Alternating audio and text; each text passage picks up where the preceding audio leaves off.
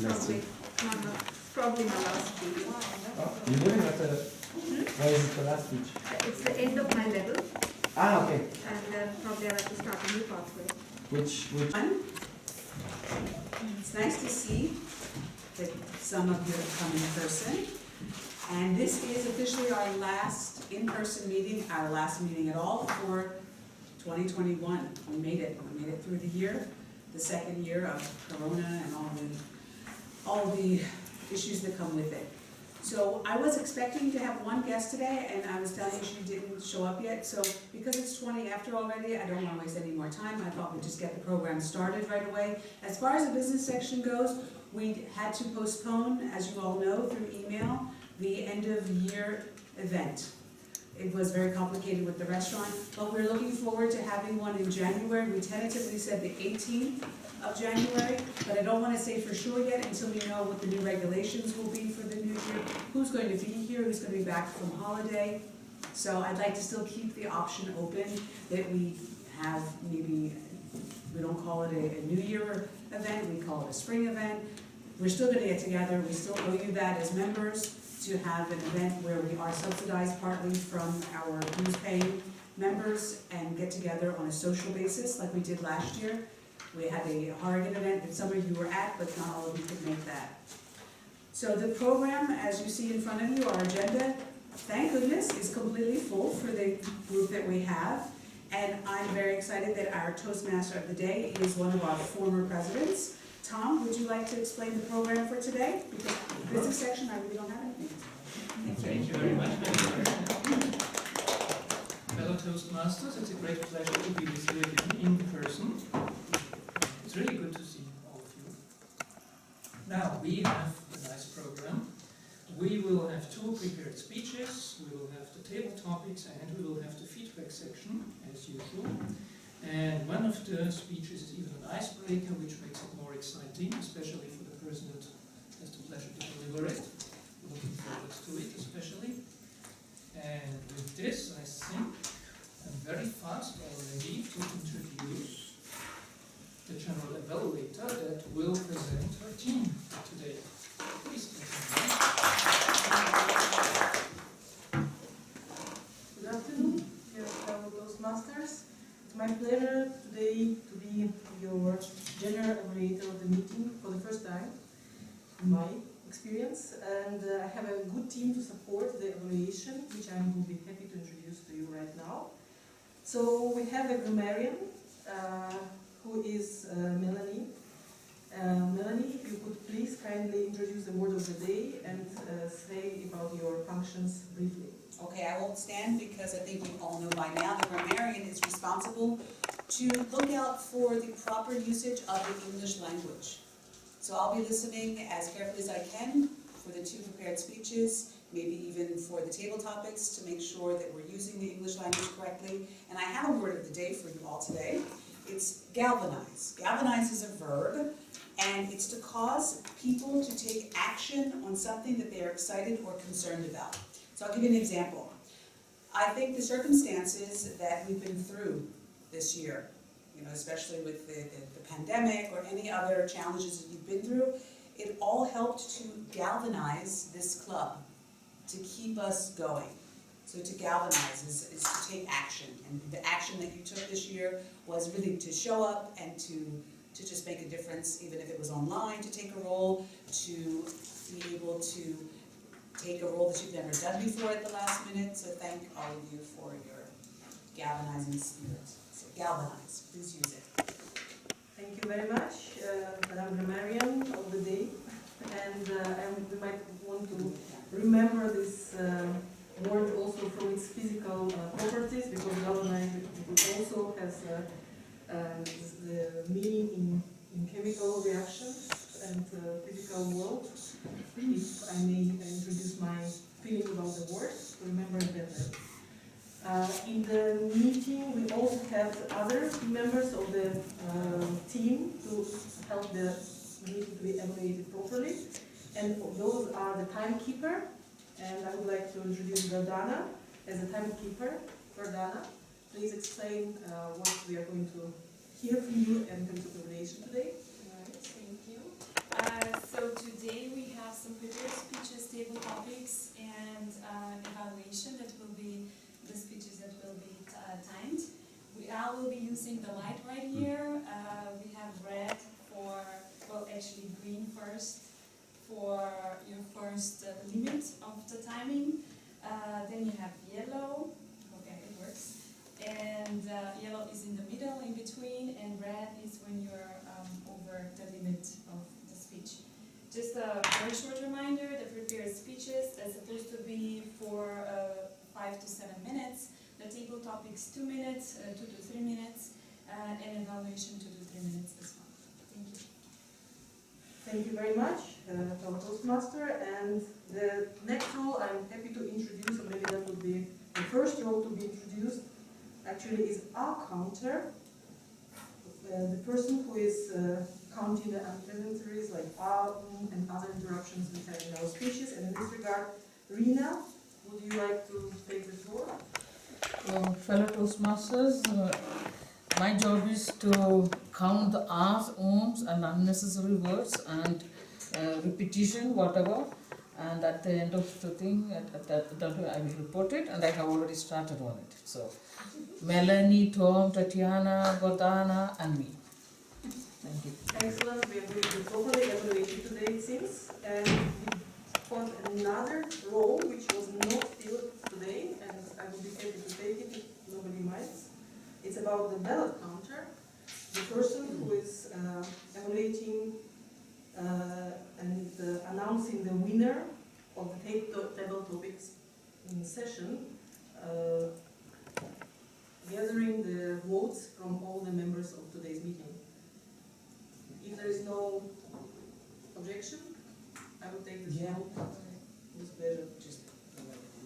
And my role today is to provide the feedback at the end of the meeting, and thank you for your attention. Thank you very much for this brief introduction of today's evaluation team. Now, fellow Toastmasters, as you know, Toastmasters is mainly about public speaking, about action, galvanizing action. So are you all ready? Everyone ready? Yeah. Excellent. So then, it is my great pleasure and honor to introduce our first speaker, Suman Ratot. From what I remember, Suman is with us for quite some time, and she is now with speech number 5-8, prepared to speak professionally. Motivational strategies is her path, if I read this correctly. She will present a keynote-style speech exemplifying a professional level speaker's point of view or message and style that supports the speech content. While I'm reading this, it comes to my mind that actually I'm taking the role of the evaluator of the first speech, because normally the evaluator reads out the goal of the speech. I'm sorry for that, it's a long time I did Toastmaster of the Day. Nevertheless, Suma.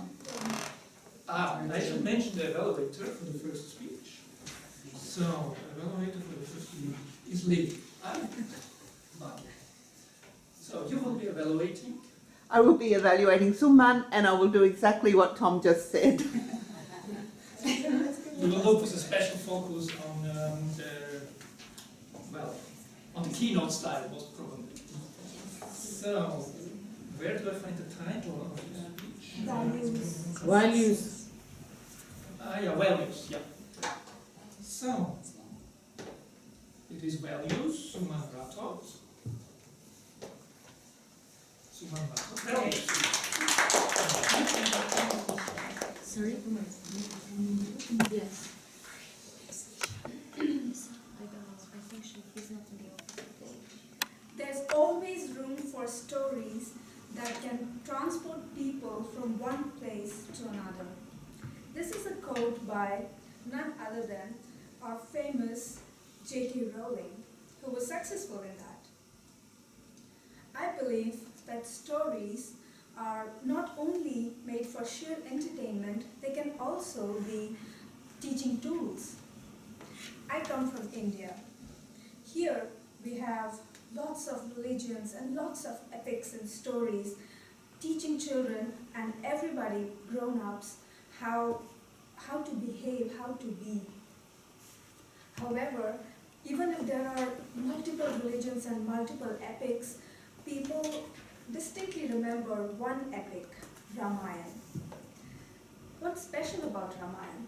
And why does everyone of various religions know this? It was actually introduced in the 1980s as a television series. Everybody, and there was no cable television, so everybody sat in front of their national televisions on Sunday mornings to watch this. I was one of them as well. I and my family watched this. We didn't move anywhere. We never missed any Sundays. We watched.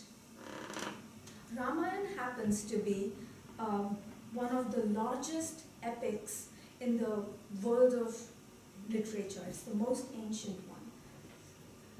What also it's fascinating is that it not only influences culture and life of Indians, it also does so for Nepal, Bangladesh, Sri Lanka, Indonesia, Cambodia, Malaysia and Thailand. Can you imagine how many life lessons are embedded in this story? Fellow Toastmasters, today let me transport you into this ancient epic and to live this experience. Are you ready? Yes. Alright. 7,000 years ago, there was a kingdom called Ayodhya. King Dashratha ruled this kingdom. He was a wise king. He had 3 queens, yet they were unable to have any children. They were sad. So they had a huge ceremony to please the gods. It's called yajna. They have a sacrifice and fire and a big ceremony guided by the sages. The ceremony was successful. The gods gave Dashrath a pot of nectar and asked him to share it with his wives, queens. And it worked. All the 3 queens had sons. The first queen, Kaushalya, had Ram.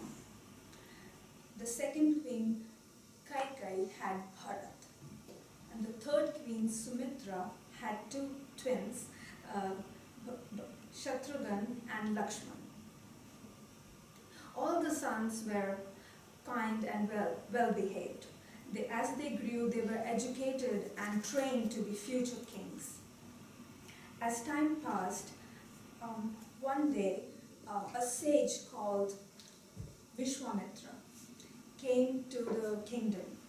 He asked for Dashrath's help to kill a demon who was troubling the ashram of sages while they practiced their holy rituals.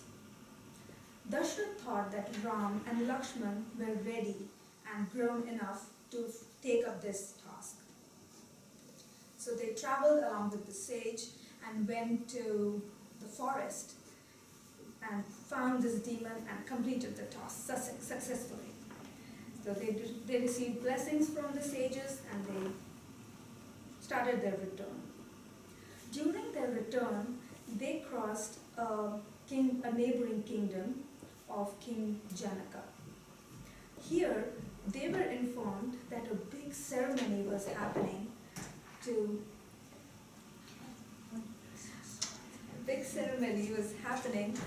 and the King Janaka had announced that there was a contest, and the winner of this contest would win his daughter Princess Sita's hand in marriage.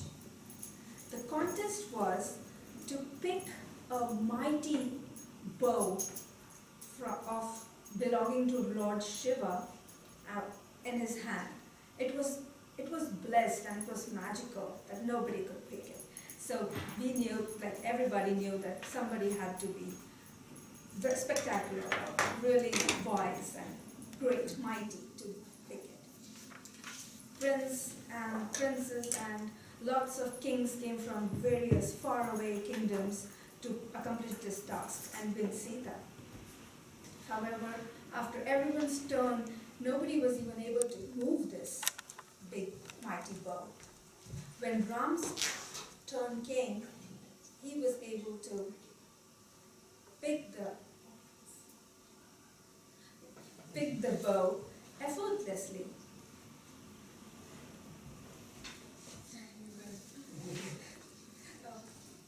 Pick the bow effortlessly and also string it. Sita was smitten by his charm and strength. Soon there was a huge, mighty celebration, and both kingdoms rejoiced the marriage. They lived happily. After many years, King Dasharatha thought it was time for Ram to be the next king. He was selected and the family discussed, everybody was happy. However, the maid of the second queen had different plans.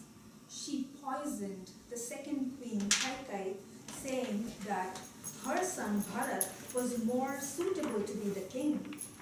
And once Ram becomes king, she and Bharat would be of no importance in the kingdom. She also reminded Kaikai that once King Dasharath had given her 2 boons because she had saved his life during a war. So Kaikai was convinced that her son should be a king instead. She went to Dasharath before the royal announcement and demanded her 2 boons. She asked first for her son Bharat to become the king, and second that Ram, who was supposed to be the king, would be banished from the kingdom and sent to the forest. Dasharath was heartbroken. He knew he had to keep his promise, but he couldn't take the grief. He couldn't even face Ram. When Ram was informed about this, he didn't hesitate to agree to his father's decision. He immediately took a decision and said he would move out. Ram and Sita and Lakshman, they also decided to join Ram. They didn't want to be away from him. So soon Ram, Lakshman and Sita left the kingdom for 14 years to live in the forest. The whole kingdom was shocked. Dasharath was so heartbroken that he died of grief. When time came for Bharat to become the next king, he refused to take the kingdom. He said, I will not become the king. Ram is the worthy king. So he left it for the forest, and he said, he met Ram and tried to convince him that please come back and take your worthy position as the king. Ram refused. He said he would obey his father's orders and not return until 14 years. Bharat then picked his footwear and said that I'm going to take this to the kingdom and place it on the throne and only take care of the kingdom until he returns, and then he would be the king again. So Ram was all right, everybody was happy, and Ram and Sita and Lakshman started living a simple life in the forest. Years passed. One day, a demoness was crossing the forest where Ram, Sita and Lakshman lived. She saw Ram and was attracted towards him. She disguised herself as a beautiful princess and went to Ram. She asked him to marry her. Ram refused, of course. He loved his wife. He said, I'm faithful to my wife. I love her.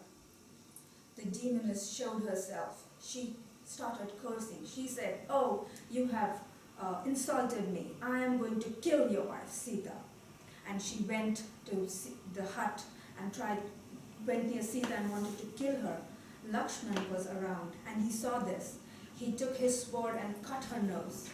She was insulted and angry. She flew away to her brother Ravan and complained about this. She was a great sister, so Ravan was really angry when he came to know that she was insulted and disgraced. while she complained, she also told Ravan about beauty of Sita. She said that she is so beautiful, she should instead be his wife. Ravan was a demon king of Lanka, now Sri Lanka. So at that time, he ruled and he had many demons as his servants, and his kingdom was of demons. So at this time, King Ravan, he was extremely powerful as well, because he prayed to gods and had received lots of powers. He used his powers for bad, yet he had the powers. So he decided to kidnap Sita and teach Ram a lesson for misbehaving with his sister. Now, the 13 years of their exile, Ram, Lakshman and Sita's exile, were already over. Sita had started to count days to go back to the kingdom. It was just a year left. One day, she spotted a golden, beautiful deer in front of their hut. She was smitten. She asked Rama, "I want this deer, I want to have it." Rama couldn't refuse Sita. He took his bow and arrow and went inside the forest to get the deer for her. The deer was swift. It was tricky. It went into the forest really fast. So Ram went deep into the forest. After a long time, when he finally could aim at the deer, he shot it. The moment the arrow struck the deer converted into a demon. It was a disguise. And when the demon was about to die, it screamed, "Lakshman, save me," and he died. This was all a conspiracy from Ravan. He had asked his uncle, a demon, to convert into a deer to woo Sita, and so that this would happen. Now, Ram and Lakshman were in the hut and they heard the scream of Ram asking for help. They panicked. Sita asked Lakshman to go quickly and help Ram. Lakshman had wanted to go as well. However, he wanted to protect Sita. He used his magical arrow and drew a line across the hut, around the hut. He said, "Sita, please don't cross this line. You will be safe as long as you're inside the hut. Nobody can come inside. It is protected by magic." So she agreed. And then Lakshman ran off to the forest to protect her, to save his brother. As all this time, Ravan was watching from near in the forest, hiding to see that this would happen and Sita would be alone so he could grab her. However, he also saw the line being drawn and he knew he couldn't cross it, even with his powers. He then disguised as a sage, as a holy sage, and then he came to the hut begging for food. When a holy sage comes, everybody is supposed to, it's disrespectful if you don't give them food, what they are begging for. That is like a law or a law probably.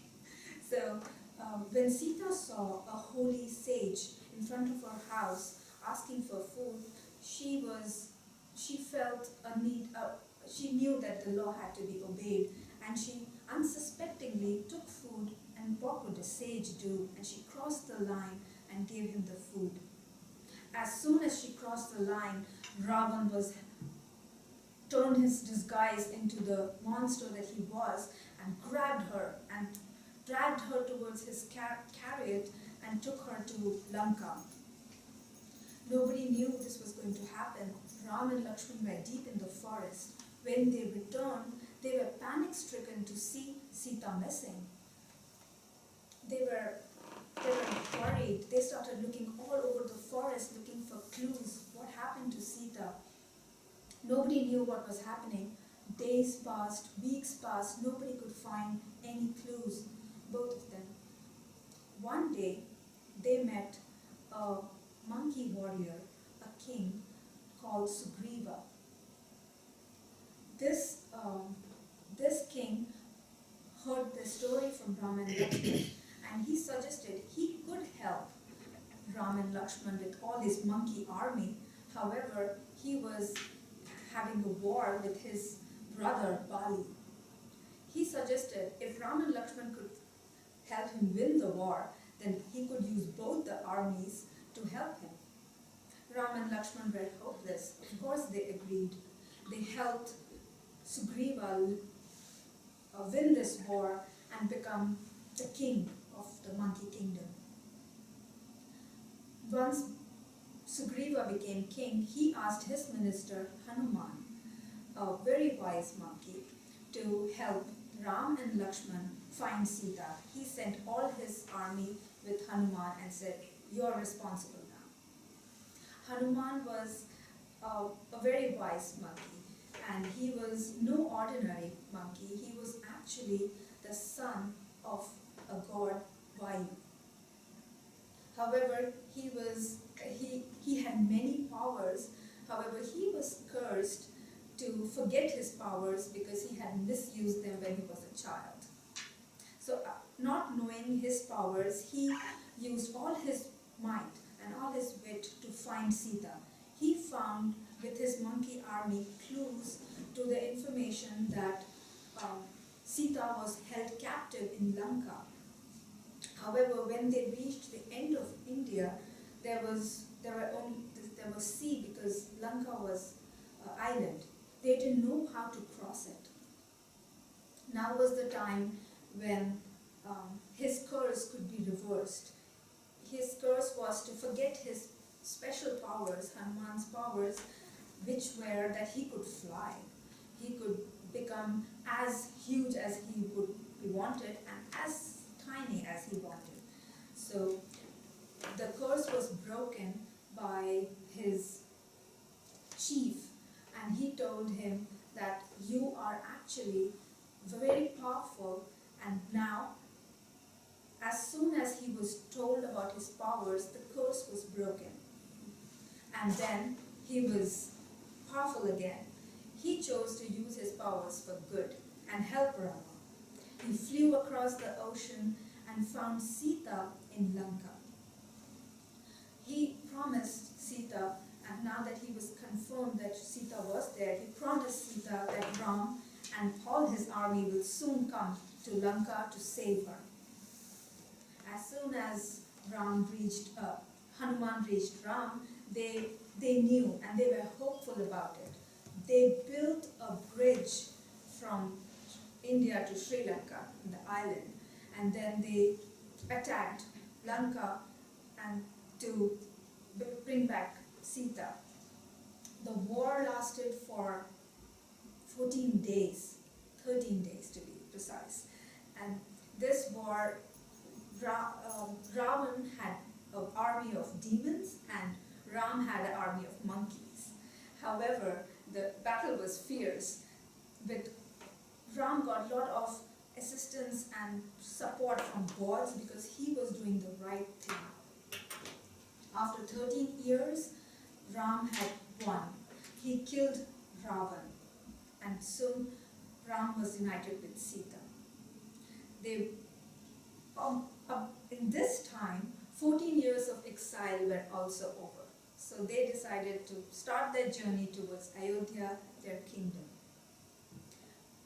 The day they arrived in Ayodhya, it was celebrated by the whole kingdom. Everybody lit lamps and decorated all of Ayodhya beautifully on their arrival. This is the day when all Indians celebrate the festival of lights, Diwali. So this was the special day. When Ram returned, he was crowned as the king, and they lived happily ever after. Even though I choose not to be a religious person, this story still instilled values in me which are still which are my life values. From Ram, I learned that I should always follow the right path. From Lakshman and Hanuman, I learned that whenever I serve, I should serve my loved ones wholeheartedly. From Sita, I learned to believe in the power of good and trust it. From Ravan, I learned that however powerful bad can be, it will eventually fail. So there are lessons embedded in all stories. We should realize that all epics, all stories, all religions are embedded and instilled with values for generations to live them year after year. All our festivals are actually derived from these epics, and so that we celebrate these values year after year.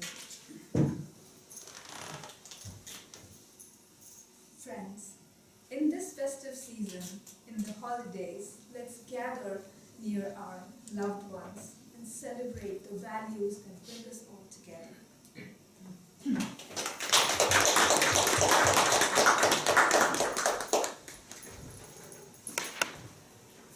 Thank you very much to Suman for this journey into an old epic story for kings and queens and demons and monkeys, and of course a story full of values. As usual, we now have 1 minute to provide some written feedback using the little sheets that we have. To Suman, please write your feedback, and there will be a cup going around. Put your feedback in.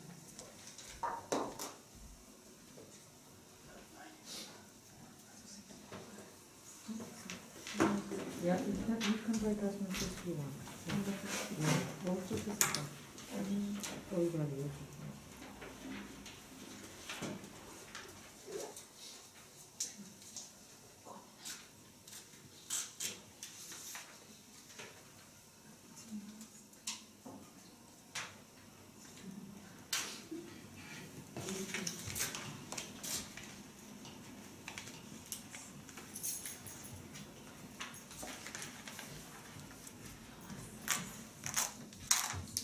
You are the visitor.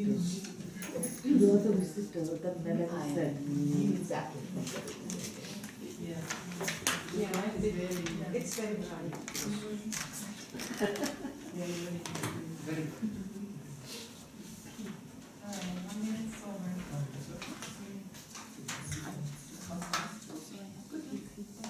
Feedback. What we think about this. Did you come for the first time? I was a guest. No, you're a guest?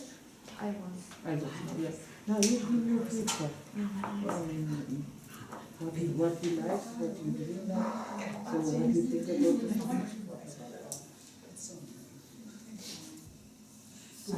Fellow Masters.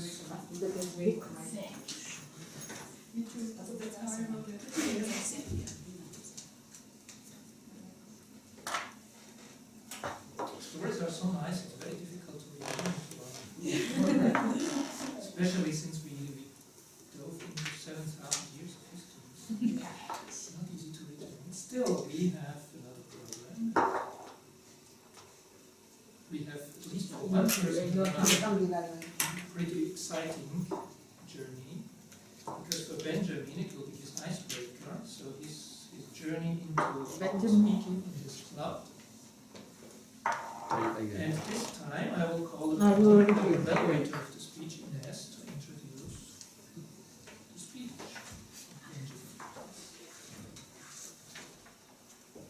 Hello Toastmasters, please. Benjamin will give us icebreaker, and the purpose of this project is for him to introduce himself to the club formally. We know him from other meetings, and it will help him hopefully to exercise, to have an exercise in the basic structure of public speaking. Thank you very much. Mr. Ines. So, it is your time now, Benjamin, running and much more, Toastmaster Benjamin.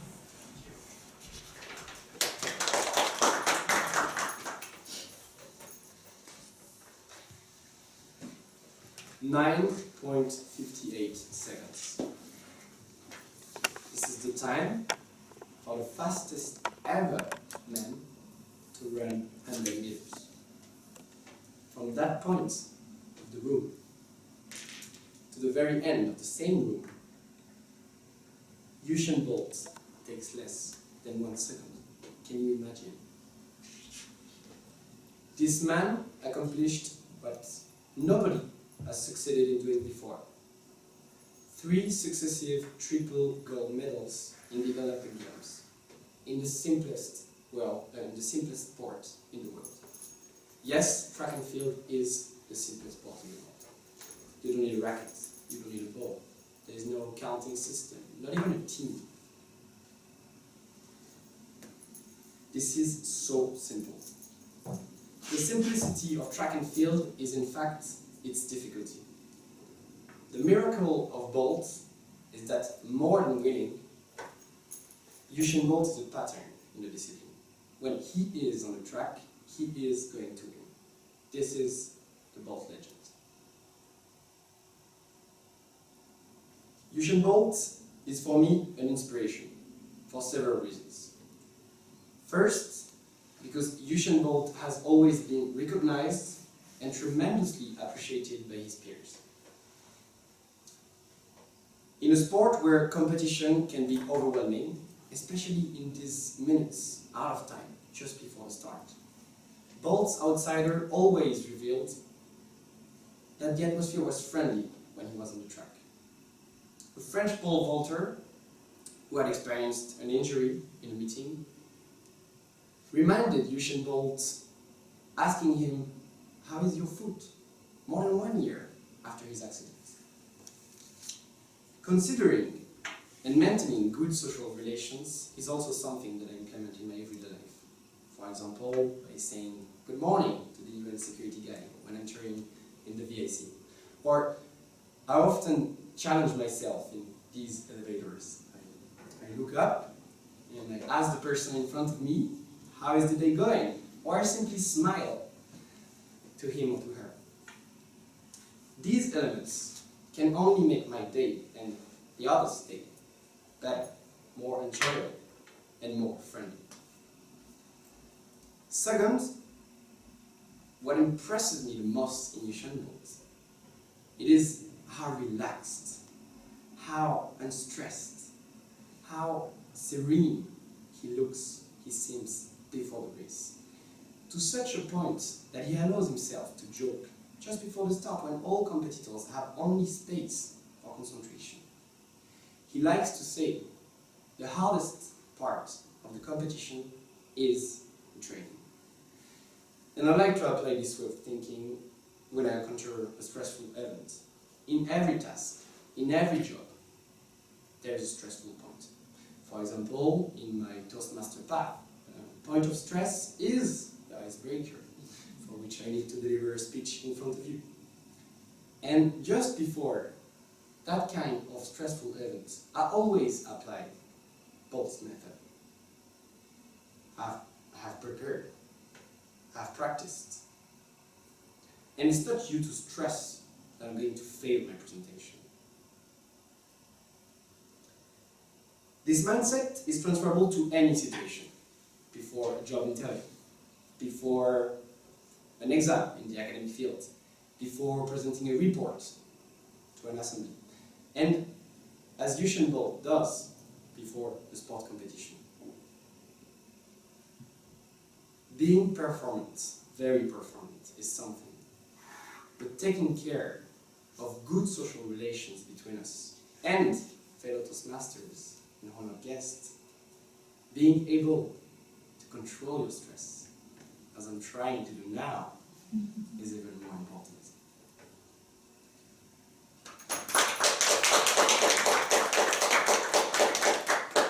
Thank you very much. Thank you.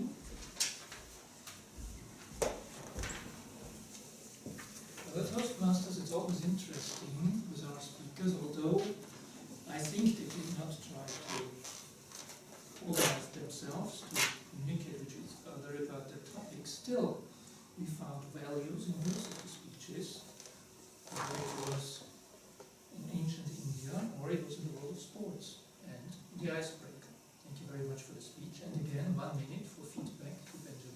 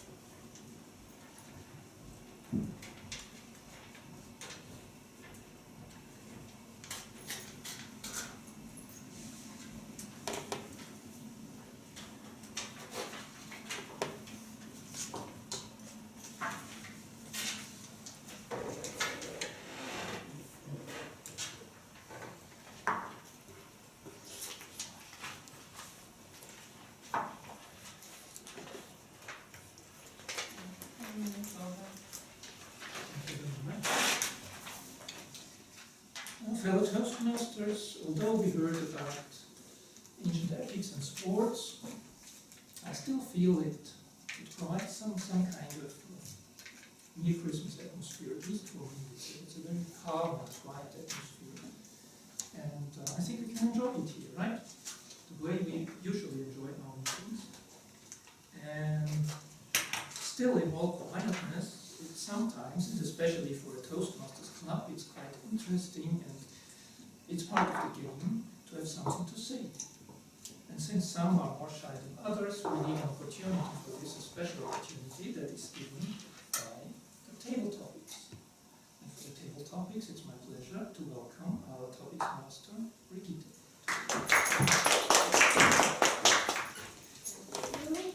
Master today. It's been a long time for me to know that I presented something at the Toastmasters meeting. So it's like an icebreaker, similar to that, because I think it's the first time after 2 years that I attended an in-person meeting, and even before, yeah, I spent some time past, but I did my last contribution in person here. Yeah, we are talking about Christmas time and the holiday season, which is approaching, and it might be stressful or quiet. That's the big question. I think Christmas and holiday season is different for each and every one of us. For many, it might be really a stressful period, and even if we say next year it will be different, then we fall into the same patterns and we have the same stress as every year before. But for some, it might be the most beautiful time of the year, a quiet time and a time where we think what happened during the year and what we could have looked better and what are the real values in life. I've prepared a few questions and would like to know, by asking these questions from you, what you think about different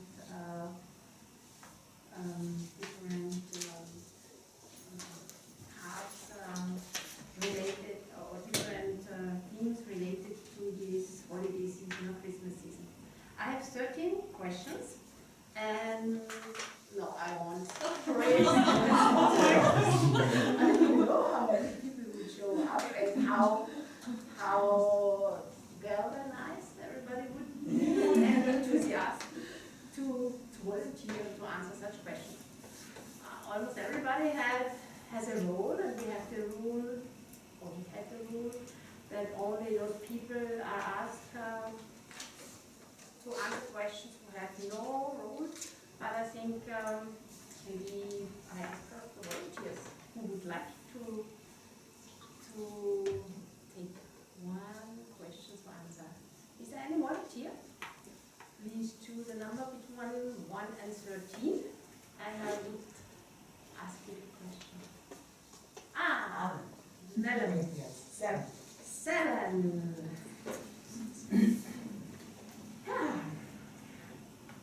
We would like to know from you, why should we buy Christmas presents, or shouldn't we?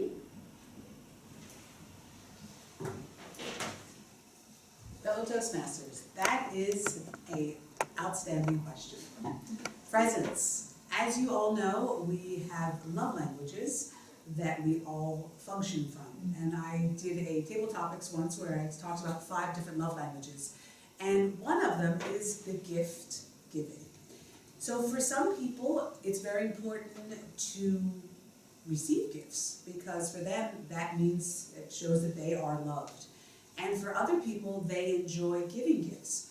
So it doesn't have to be of monetary value. You don't have to go and get something extremely expensive, jewelry or furs. It could be something that you do. I remember as a child, I would make a coupon book for my parents and say, this coupon is good for one time unloading the dishwasher for my mother. And then for my father, something like this is good for one time maybe washing his car. Something that I knew that was very important to them. And I think that is the most important thing about the season of giving, as they say. The Christmas season, Hanukkah season, is the season for giving. To give a gift from your heart, to know that you've thought about what it means to the receiver. What is it that the receiver would get joy out of and feel some kind of gratitude that somebody made a difference in their life that day?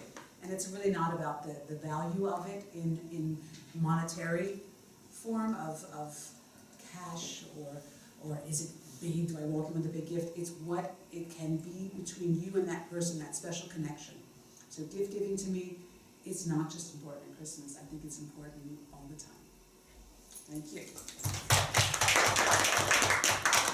Thank you so much, Toastmaster Melanie. Great answer to this question. I think it's really important for both for the people who gives the presents and the person who receives it, so that there is a connection to it. Second question, who else would like to volunteer? I think everybody should. Everybody. As president, everybody. Maybe nobody raises their hand. Maybe Toastmaster Vicky. Would you like to choose 4. Number 4. Okay, number 4. What was your favorite Christmas gift you received as a child? Toastmaster Vicky.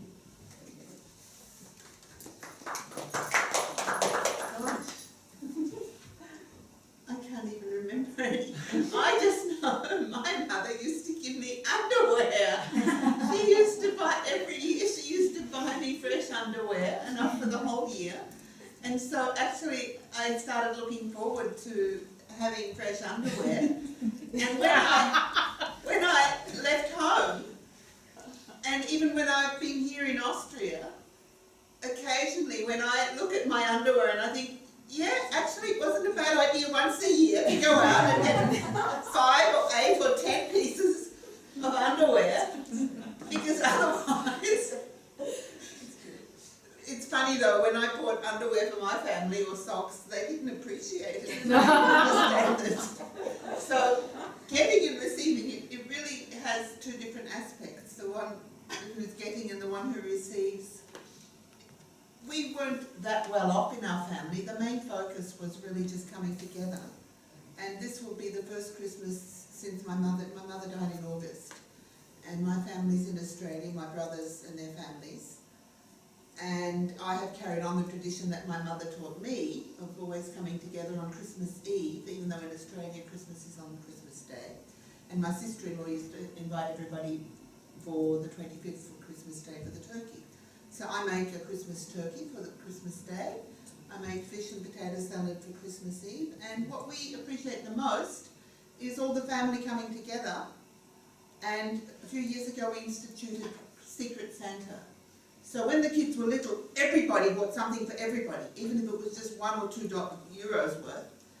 And now everybody buys one present, and everybody gets one present. And we're really happy just to come together, to sing songs, to share what we've had, because now everybody's living somewhere else. And it's the coming together that's the best part about Christmas for us now. That's the gift of Christmas for us, the loving and sharing. And we also cherish the Christmas story, the message behind it. Thank you.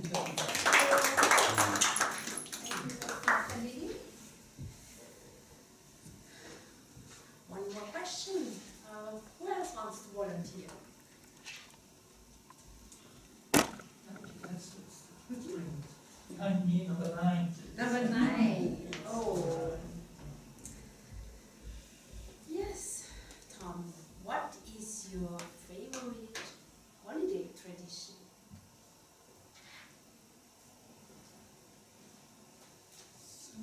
Traditions. Yeah, traditions are basically what makes a holiday in a way. And traditions are what connects us with the past and gives the present more value. And I'm thinking hard which tradition is the one I cherish most when it comes to, let's say, Christmas. I believe for Christmas the most important thing for us still is the Christmas tree. We spend quite a time selecting it, or used to spend quite a time selecting it, and then we all tried, well, actually me and my mother, we put the balls on it, we decorated it, and it was this working together, this preparing for the festivity that was probably the most important part of it. And then the fun thing was, since not all the time my son was with me, and actually even before he was with us, my grandmother was kind of the child, because she was the impatient one and always asked, "Are you already ready? Can we make the celebration now? Did the Christmas Christkind already come?" Because you know in Austria the Christkind comes. And yeah, this was a tradition I actually miss since my grandmother is not with us anymore. But it is, for us, it is this celebration around the Christmas tree, and of course we also have then some traditional songs, sometimes from Austrian provinces like Carinthia, because to us they are more genuine. They transport this spirit of Christmas that we kind of invented here, because of course we all know that Christ was born somewhere where there was no Christmas tree and there was no snow.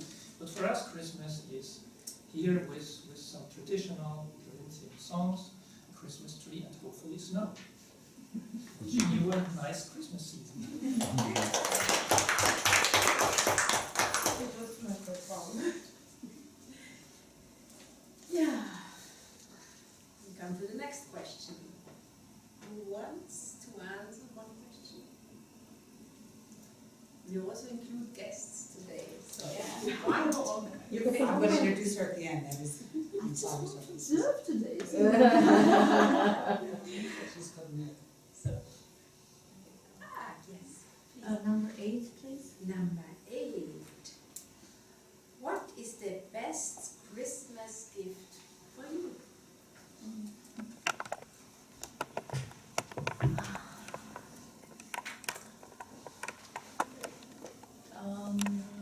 I'm not a very materialistic person, but I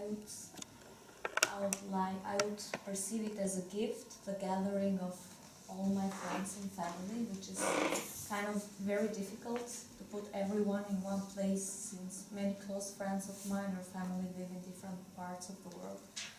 So for me, it would be a great gift. So yeah, that would be my perfect gift. I think you're absolutely right, this has much more value than any material things you get and you put aside. And so just being together and have this connection is really something very special. Yeah, do we have time for more questions? Yeah, we have. So, who will be the next? A little bit well. Well, what special dishes do you prepare for your holiday or Christmas meal? Dishes. Yeah, Food. what? Celebrate. And this is a big part of every celebration. I've not hesitate to say of Ukrainian family, because this is where I associate myself most. Having Ukrainian roots, having big table arranged for every celebration.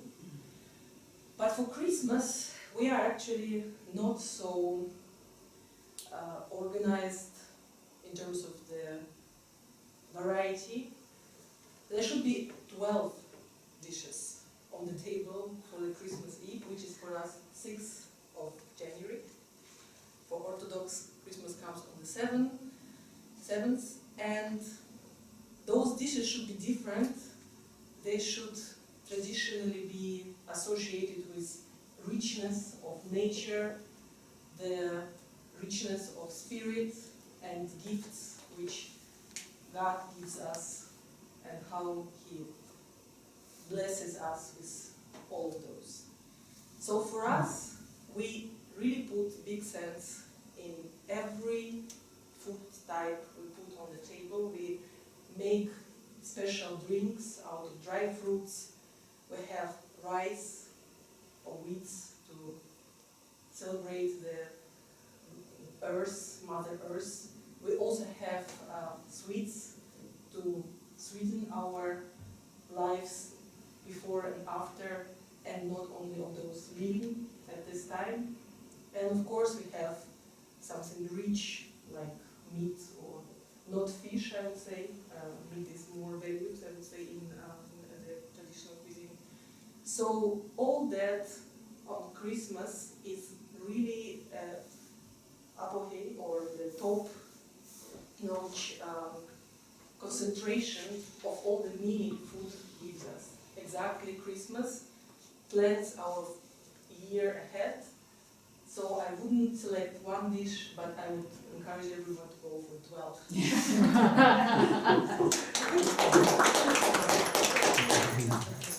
Thank you.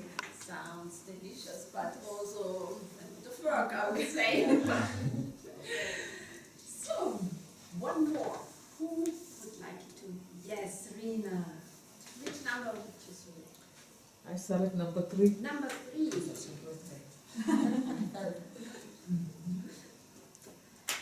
Rina, please tell us about a holiday tradition your family had when you were a child.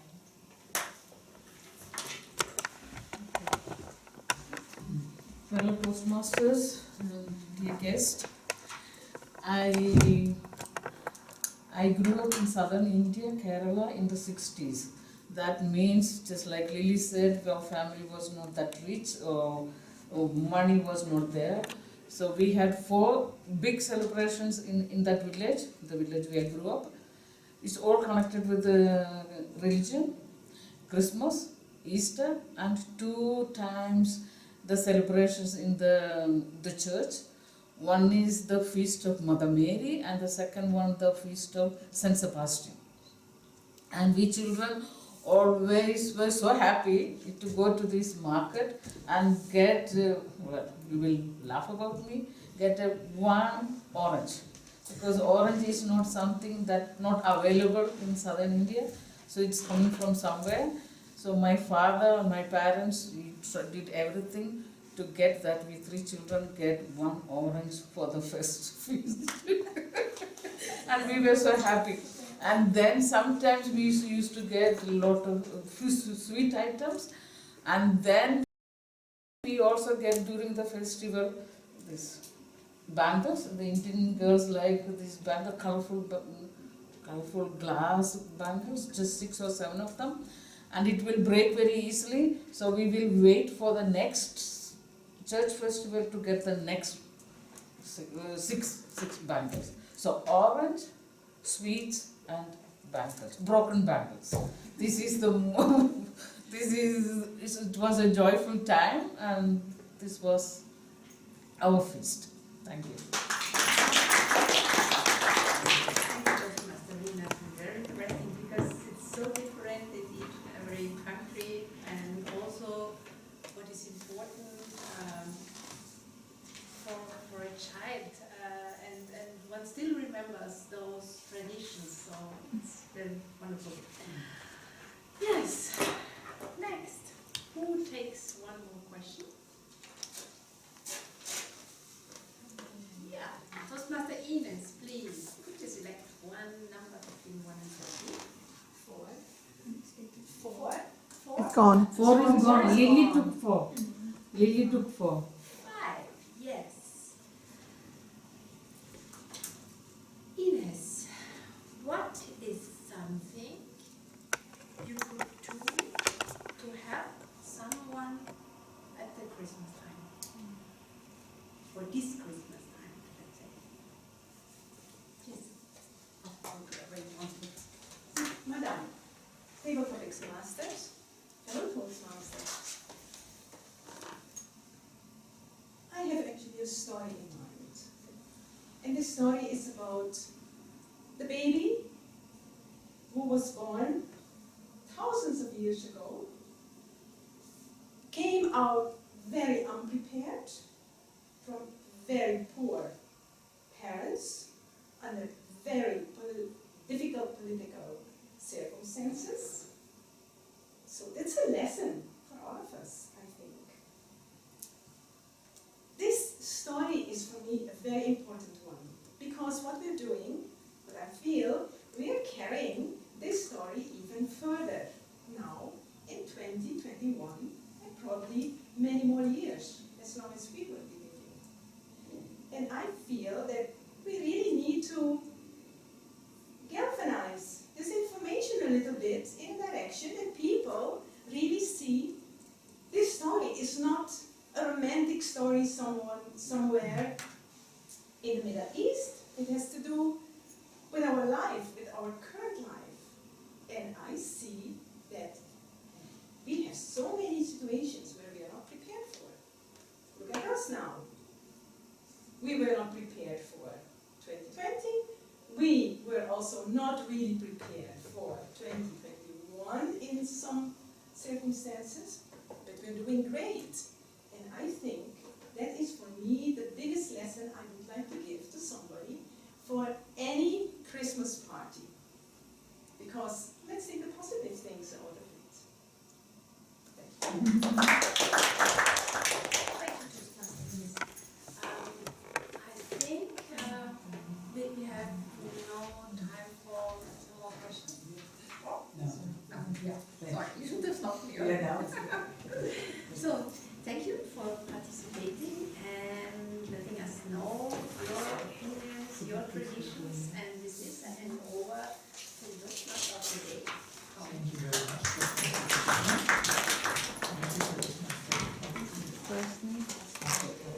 Now comes the hard part. You have to decide which table topics you think is the best one. It's the ballot prepared. Please put down the name and you can put it down. Maybe to summarize, we have Melanie, we have Lily, we have me. Who's the fourth one? Yes, what's your name? Arbana. Albana was Arbana. Arbana is the fourth one. And Ria. No, Rina. yeah, and then there was Tatiana, Tatiana, and me, then and Rina, Ines. and then Ines. And Ines. So Melanie, Lily, Tom, Arbana, Tatiana, Rina, and Ines. A couple go around, just put your ballot in there and we'll begin.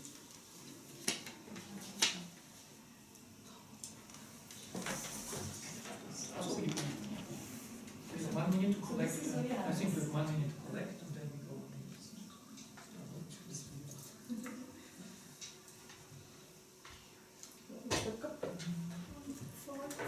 The table topics. The ballots. Table topics.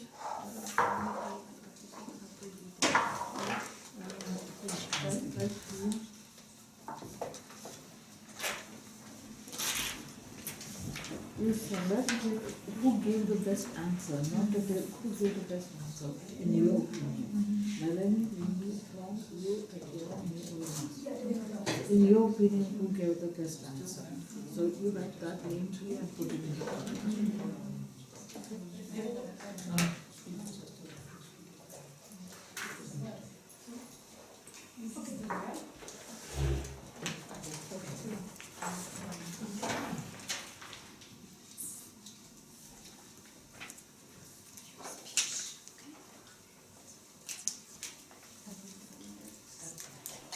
Now, with all the ballots collected,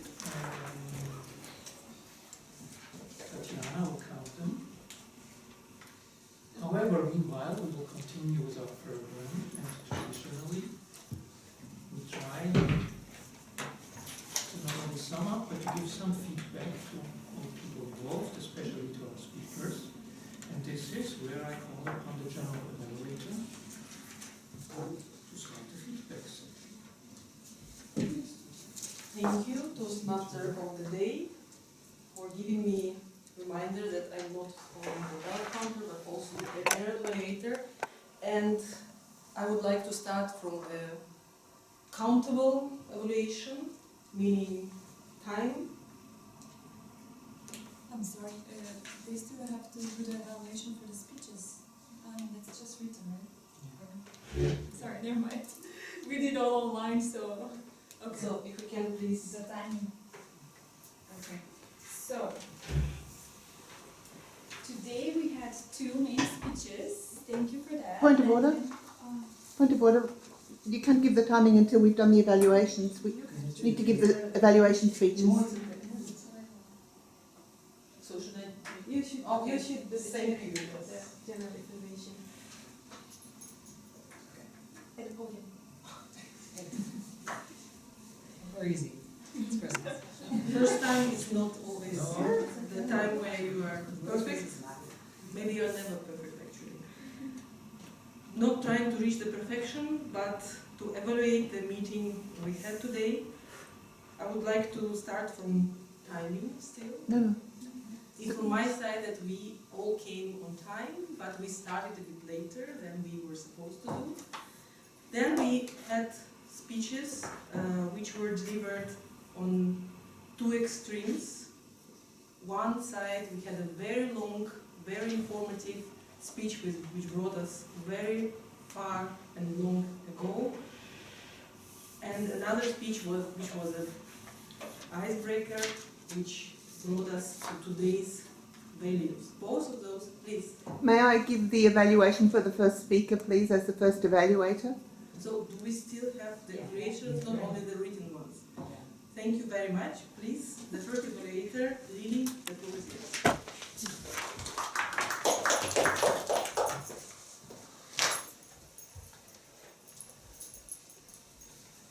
So the speech was a 20-minute speech, but I guarantee the evaluation will not be 20 minutes.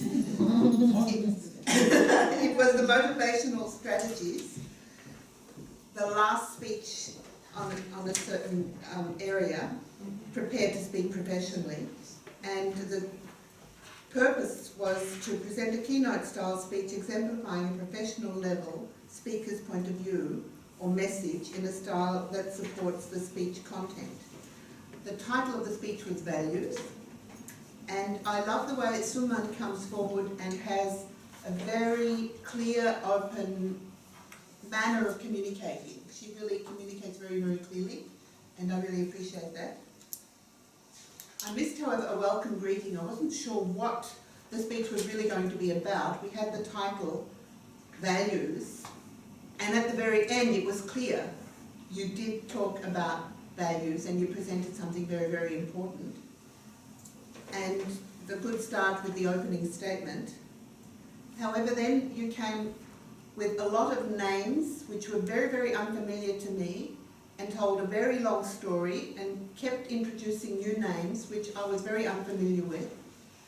And I thought you could have had either used the board or prepared cards with names of each of those characters that you were talking about, because it was only at the very end that it became clear what the significance of those characters were. And then you also talked about the values and the characters of good and evil, and the people who stayed in the kingdom and those that went into the forest. And I thought you could have, you moved at the very beginning and then stood here, and it was like you were riveted with your feet, and all the gestures were with your hands. Even in your voice, I felt you could have been much more emphatic. You could have talked about, there was one statement that you said, they completed the task successfully. It was an important task. You could have raised your voice. You could have told us how great that was, that they had succeeded. And when they had to go out into the forest, you could have shown that was over there, or coming back into the kingdom. So for a professional keynote speech, which takes 20 minutes, I expect a little bit more oomph, a little bit more power, a bit more gestures, a bit more movement. And if you want to use props, then I would recommend the unfamiliar names or a map, because when you explained Lanka as now being Sri Lanka, having a map here with that there, and then perhaps putting the cards with the names of the people that you were talking about would have helped me to grasp what you were really trying to tell us. And at the very end, when you told us about the Diwali and the Festival of the Lights, it all came together. But I felt that you had an opportunity at the beginning that you had missed to paint that foundation where it could all come together for us. Thank you. Thank you very much, Madam First Evaluator. So we are coming to the evaluation of the second speech, the icebreaker, and I invite Ines to deliver her remark.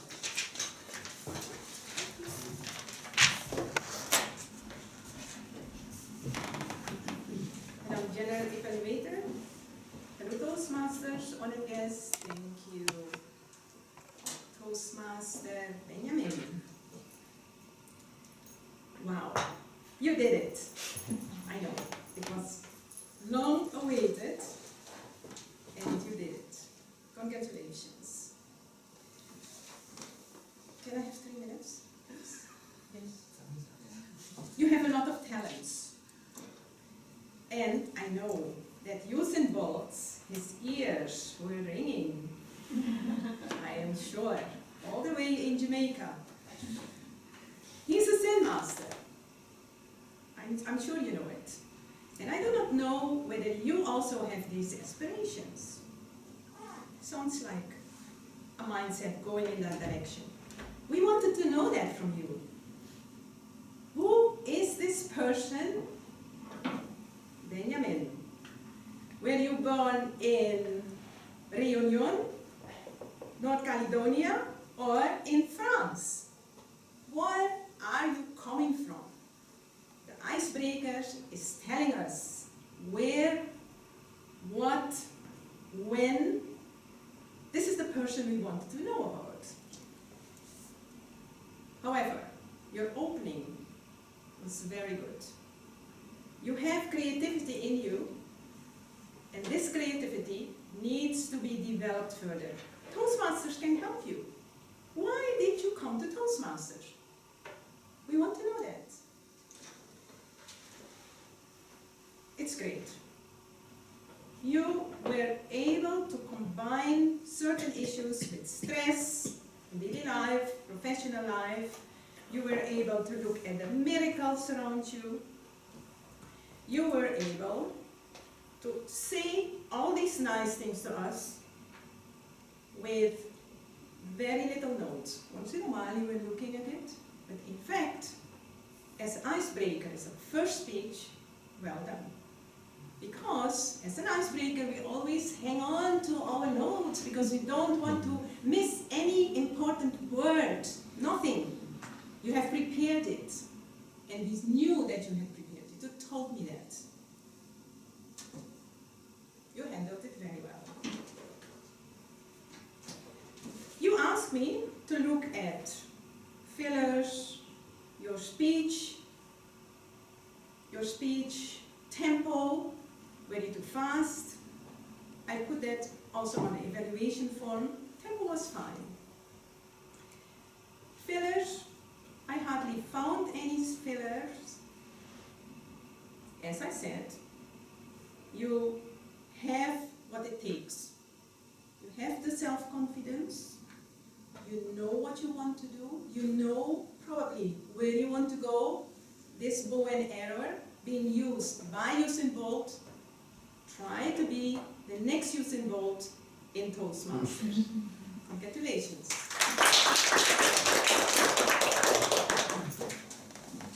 Thank you very much, Madam Second Evaluator. And as I mentioned earlier, we had two extremes, the icebreaker and the advanced speech, 4 minutes, 22 minutes, but it seems that both evaluators confirmed that we did it, and our speakers did it well. Without further ado, we should proceed to the countable evaluation of our meeting, and I would like to ask Madame Grammarian to proceed. Thank you. Very quickly, the usage of my word of the day, galvanize, 4 times. So we had Tom, Tatiana, Brigitte, and Ines. As for using the English language, you all were very good today. The only thing I could find was in Suman, your speech, you said something about take the footwear. I didn't quite understand if the shoes, they put the shoes back in the castle. You said attracted towards him, I would say attracted to him. You one time just said he went out to get the deer, I would say hunt the deer, just give it a little bit more of oomph there. Chariot, you said harriot, which is just pronunciation, no big thing. And I love the fact that you use the word smitten a lot, that's one of my favorite words, just to be in love, smitten. And then you said there's a lesson embedded in all stories, bravo, I love that too. Benjamin, you only said one thing that was off, you said, so make sure you have prepared, I should say be prepared. Then Tom, you said in your story about Christmas, it took quite a time selecting the tree. I would say quite some time selecting the tree. Rena, one only small thing, you had said, laugh about me. I would say, you're probably laughing about me or laugh at me. Other than that, outstanding usage of the English language. Thank you very much, Madame Grammarian. We will proceed to timekeeping and how we did it. Please, Madame. Thank you, Toastmaster Tatiana. Alright, so I will start with the speeches first. I apologize to Suman that I turned off the light earlier. I didn't realize it's 22 minutes. So your speech was supposed to be between 18 and 22 minutes, and you did perfectly, just 8 seconds or more, but I think that there was some distractions with the light and then somebody coming in late, so I would say it was perfect timing. Ben, you did 4 minutes and 30 seconds, which is perfect, supposed to be between 4 and 6. And both of the evaluators, Lily and Ines, just a little over the 3 minutes, 20 seconds after the 3 minutes. The topic table speakers, Melanie, Tom, Arena, and Ines did perfectly within the 2 minutes, and so more than a minute and 30 minutes and less than 2 minutes. And Lily did just a little bit over the 2 minutes. That was 10 seconds after 2 minutes. Well, 2 minutes 30 is the limit. The red light's after 2 minutes, you have 30 minutes grace, and at 2 minutes 30 you would be disqualified in a contest. Okay. Yeah, so 2 minutes 30 is still in the limit. You've got 30 minutes when the light goes on. 30 seconds. Okay. All right, so you're good. Sorry about that. You're good. We had Tatiana for 2 minutes and 20 seconds. And Arbana, it was a bit too short, less than 30 seconds. It's supposed to be between minutes and 2. So yeah, I think I got it. Thank you. Thank you very much. The next would be Rina to present us with unpleasantries we used during our speeches and how many of those will be in monetary terms but in numbers. Rina, please, the floor is yours. I was really concentrating on all these arms and repetition. And here is my report. Melanie 3 times, Tom 4, Tatiana 2, Gordana 11, and Suman, your long speech 13 times. Ines 1, Benjamin 1, Brigitte, you still have a lot of arms, and repetition, 11, and Arbana 3. This ends my report. Yeah, that's it. It's not that much. Thank you. Thank you very much. Our counter. Does the winner have to put the points or something? Unnecessary names and this was Tatiana, can you go to the front to the podium? Stand at the podium. All the times I've missed. While the club is getting richer and richer with every round, the ballot counter shuffle would be 2 winners actually, Melanie and Lily. Should I say that we are into presents and underwear? Unless you are not sure about the choice this season. But congratulations on to the winners.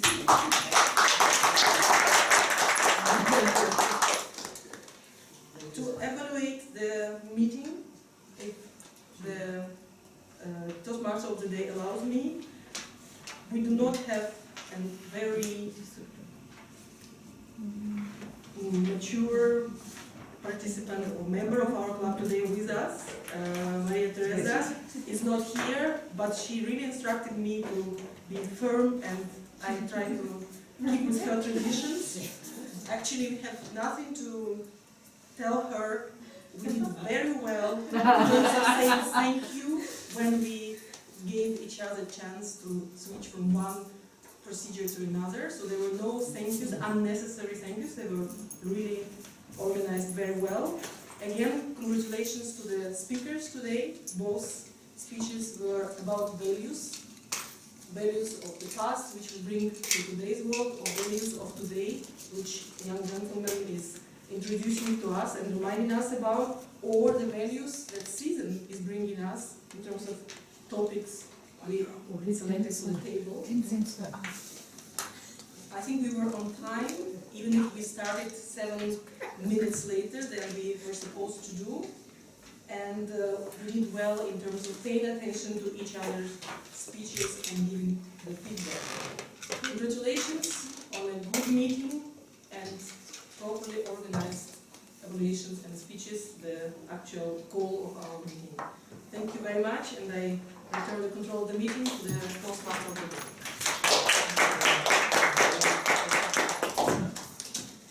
Well, Toastmasters were almost through, and we had a very nice meeting. On a personal note, what I found remarkable is that, at least for me, the 2 speeches we had today introduced a different style, and I actually liked it. Of course, it's not in total accordance with what we evaluate, but it's more storytelling, and especially for this season, I enjoyed it a lot. With all this enjoyment, all that is left is to hand over to our president, Melanie, for the final words. I have to say we went really long today over, and I didn't have a chance to introduce our one guest today from Seibersdorf. This is Ria. Ria, please stand up and introduce yourself to everyone. Hi, I'm very excited to be here. I had no idea what this is about, and I think it's amazing. You're all amazing, every speech I heard. I'm Ria, I'm from Seibersdorf, the colleague of Melanie there. I'm since 3 years in the agency. I'm 48 years old, married 22 years, 2 kids, 3 jobs. This is my 3rd job. So I am looking forward to be one time as excellent as you are, because I am a very bad speaker. I used to be in university, school, everywhere, so this is what I want to enhance. Yeah? So thank you for having me today. We've been to the meeting 3 times. We are usually not in person all the time because of the COVID regulations, but we have one time of the month, the 1st of the month, that we are like this in person, and then the 2nd of the month, which would have been the 28th, but because it's a holiday, we're not going to be together, it would be online. So we'll start again in the new year. Maria Teresa is the one that send out the invitation. We will follow up with you about our New Year party, spring party. Let's stay in touch via email. And enjoy the rest of your afternoon. And Lily, if you'd like to take the banner today, I think it's yours because you got me laughing today about it.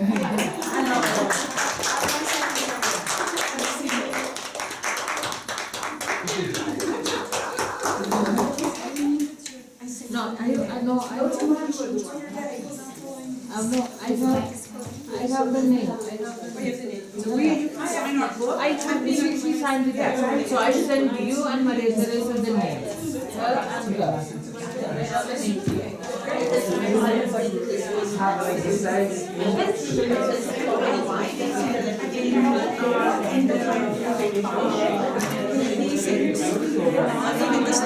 Have an exercise in these things. It's from the formulation. It doesn't matter. Yeah, sure. Shadow, right? You swallow sometimes. And it's good to keep letting go. You know, a little bit, you can overdo it. Because it will make it get actually the exercise. No, you did well. And this one, just because there was no clear, I'm very, very The next icebreaker, I think the next week should be, you have to improve this in your new speech. You know, so that you make some improvements. So those questions. Yeah, so you do. And I like you know, because then I know what the baseline is. I mean, this is a good exercise. I'm not going, you know, you have to. I hope you like my video. I was really good. Yes.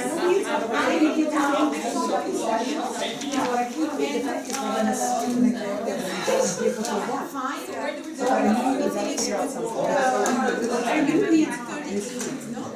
I saw. It's we We're very friendly and there's no problem in operating. 6 months. January,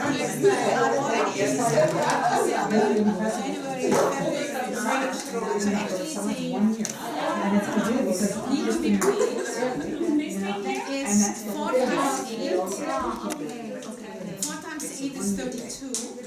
And the 1 times 8.